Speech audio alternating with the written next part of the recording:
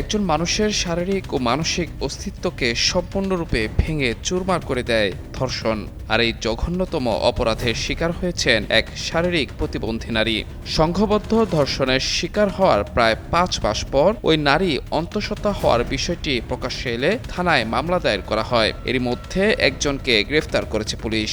অপর অভিযুক্তকে ধরতে অভিযান চলছে। মামলা সূত্রে জানা যায়, গাইবান্ধার সুন্দরগঞ্জ উপজেলার রামজীবন ইউনিয়নের বেকাটারি গ্রামের বাসিন্দা ভুক্তভোগী ওই নারী স্থানীয় একটি পরিবারে গৃহকর্মীর কাজ করতেন। অভিযোগ অনুযায়ী চলতি বছরের 11 জানুয়ারি গোয়ালঘরে ছাই আনতে গিয়ে সংঘবদ্ধ ধর্ষণের শিকার হন তিনি। ধর্ষণের পর দেয়া হয় প্রাণনাশের হুমকি।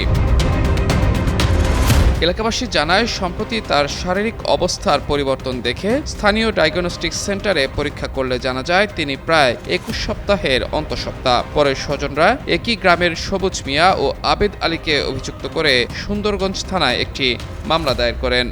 খারাপ কাজটা করছি, তাদের দৃষ্টান্তমূলক শাস্তি চাই এবং বাচ্চা যে ভূমিষ্ঠ পৃথিবীতে তার পরিচয়পত্র তার দেখাশোনার জন্যে এরও একটা প্রতিকার চাই, যার কারণে সমাজটা নষ্ট হয়ে যেতে পারে।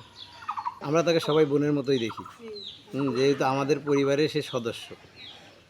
তো ওর বাবাও প্রতিবন্ধী, ওর বাবা প্রতিবন্ধী, ওর মা ছিল। মা আজকে থেকে প্রায় 10-15 বছর আগে ওই বোবা দেখি ডিভোর্স দিয়ে চলে গেছে। ওরা 2 বোন ছিল, ভালোটাকে নিয়ে ওর মা চলে গেছে। আর যেটা প্রতিবন্ধী এটা আমাদের বাসায় রেখে গেছে।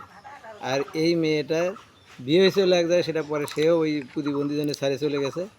আর এই 2 জন বখাটে আবেদ আলী আর সবুজ, এরা অনেক দিন থেকে উৎপাতে ছিল। এরা যেদিন সুযোগ পাইছে সেদিনে 2 জনে এই অনৈতিক কাজটা করছে আমাদের গোয়ালঘরে অনৈতিক কাজটা করছে। ও বলতে চাইছিল বলে, পরে যখন আমরা শুনছি, শুনের পর যখন রহিমাকে বলছি, ও বলতে চাইছিল ওরা নাকি ওকে ভয় দেখাচ্ছে, সেজন্য সে বলেনি, রহিমা এটা বলেনি। পরে যখন দেখছি যে একটু ওর শারীরিক পরিবর্তন দেখা গেছে, তখন আমার বাড়ির আশেপাশে যারা আছে তারা বিভিন্নভাবে বলছে, তারা টেস্ট করে আমরা দেখি যে সে অন্তঃসত্ত্বা। এ ঘটনায় এলাকায় ব্যাপক চাঞ্চল্যের সৃষ্টি হয়েছে। পুলিশ জানিয়েছে, এ মামলায় পলাতক আরেক আসামিকে গ্রেফতারে অভিযান চলমান রয়েছে। মেয়েটা আসলে প্রকৃতপক্ষে বাক প্রতিবন্ধী না, সে এমনি শারীরিক প্রতিবন্ধী। সে 6 মাসে প্রেগনেন্ট অবস্থায় থানায় আসে, তার অভিযোগ দায়ের করে।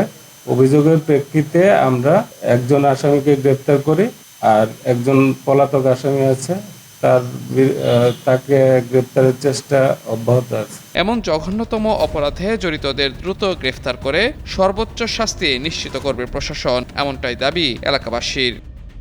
মাহমুদুর রহমান, যুগান্তর নিউজ।